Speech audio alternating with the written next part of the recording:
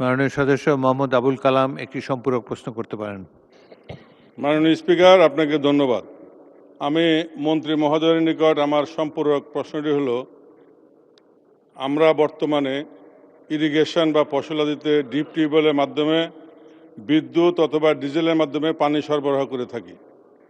উন্নত বিশ্বের আমাদের প্রতিবেশী বেশ কিছু দেশে বিদ্যুৎ এবং ডিজেল ছাড়া সৌর বিদ্যুৎ অথবা সোলারের মাধ্যমে বিদ্যুৎ উৎপাদন করে ইরিগেশন ফসল ফলানো হয়।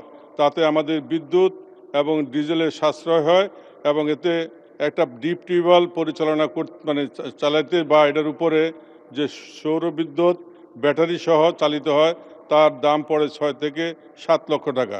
আমি মাননীয় মন্ত্রী মহোদয়ের নিকট জানতে চাই, আমাদের দেশে এই ধরনের কোনো প্রকল্প ওনার আগামী দিনে উনি এই দেশে আনবেন কিনা, যাতে করে বিদ্যুৎ এবং ডিজেল আমরা সেভ করে সৌর বিদ্যুতের মাধ্যমে আমরা আমাদের ইরিগেশন সহ বিভিন্ন ফসলাদি ফলাতে পারি। ধন্যবাদ মাননীয় স্পিকার। মাননীয় মন্ত্রী। ধন্যবাদ মাননীয় স্পিকার। মাননীয় স্পিকার, প্রশ্নের বাইরে যে উত্তরের বাইরে যে একটা কথা বলতে ইচ্ছা করছে। এই হইল জনগণের ভোটে নির্বাচিত এমপি। জনগণের ভোটে যখন নির্বাচিত হয়েছে, জনগণের সুখ দুঃখের কথা এই যে বলতেছে, প্রত্যেকটা প্রশ্নের ভিতরে দেখেন জনস্বার্থ নিয়ে কথা।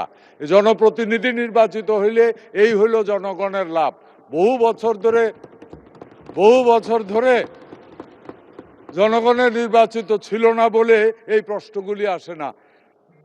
মাননীয় স্পিকার, আজকের এই প্রশ্নকর্তা জনাব এমপি জনাব আবুল কালাম সাহেবকে অন্তরের অন্তঃস্থল থেকে ধন্যবাদ জানাচ্ছি এই প্রশ্নটি করার জন্য।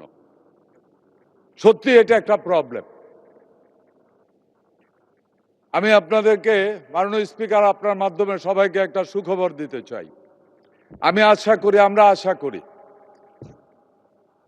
মাননীয় প্রধানমন্ত্রীর নির্দেশ অনুযায়ী আমরা এরই মধ্যে পরিকল্পনা নিয়েছি, সারা বাংলাদেশে যত শ্যালো এবং ডিপ টিউবওয়েল আছে এগুলিকে পর্যায়ক্রমে সোলারের আওতায় নিয়ে আসা হবে খুব কম সময়ের মধ্যে। আমার মনে হয় আমার প্রশ্নে মাননীয় এমপি আবুল কালাম সাহেব সহ সবাই খুশি হয়েছেন।